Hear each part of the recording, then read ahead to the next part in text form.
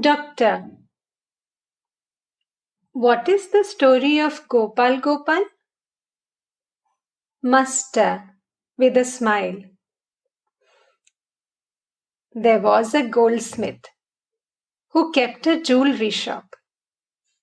He looked like a great devotee, a true Vaishnava, with beads around his neck, rosary in his hands, and the holy marks on his forehead. Naturally, people trusted him and came to his shop on business.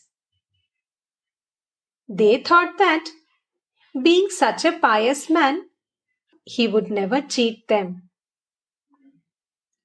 Whenever a party of customers entered the shop, they would hear one of his craftsmen say, "Keshav, Keshav." Another would say, after a while, "Gopal, Gopal." Then a third would mutter, "Hori, Hori." And finally, someone would say, "Hara, Hara." Now these are, as you know, different names of God. Hearing so much chanting of God's names, the customers naturally thought that this goldsmith must be a very superior person. But can you guess the goldsmith's true intention? The man who said Keshav, Keshav meant to ask, who are these? Who are these customers? Footnote. These names of God have a double meaning in Bengali. The second meaning of each word is explained later. Footnote ends. The man who said Gopal, Gopal conveyed the idea that the customers were merely a herd of cows. That was the estimate he formed of them after the exchange of a few words. The man who said Hori Hori asked, "Since they are no better than a herd of cows, then may we rob them?" He who said Hara Hara gave his assent, meaning by these words, "Do rob, by all means, since they are mere cows." All laugh.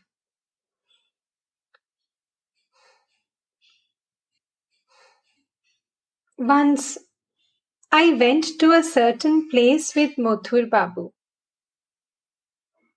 Many Pandits came forward to argue with me. And you all know that I am a fool. All laugh. The Pandits saw that strange mood of mine. When the conversation was over, they said to me, "Sir, after hearing your words, all that we have studied before, our knowledge and scholarship, has proved to be mere spittle. Now we realize that a man does not lack wisdom if he has the grace of God. The fool becomes wise and the mute eloquent. Therefore I say that a man does not become a scholar by the mere study of books." Yes, how true it is. How can a man who has the grace of God lack knowledge? Look at me. I am a fool. I do not know anything. Then who is it that utters these words? The reservoir of the knowledge of God is inexhaustible. There are grain dealers at Kamarpukur.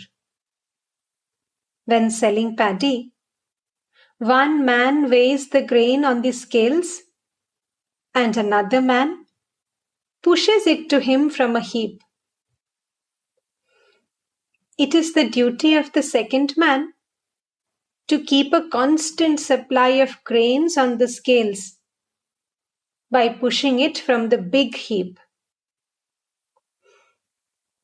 It is the same with my words. No sooner are they about to run short than the Divine Mother sends a new supply from her inexhaustible storehouse of knowledge.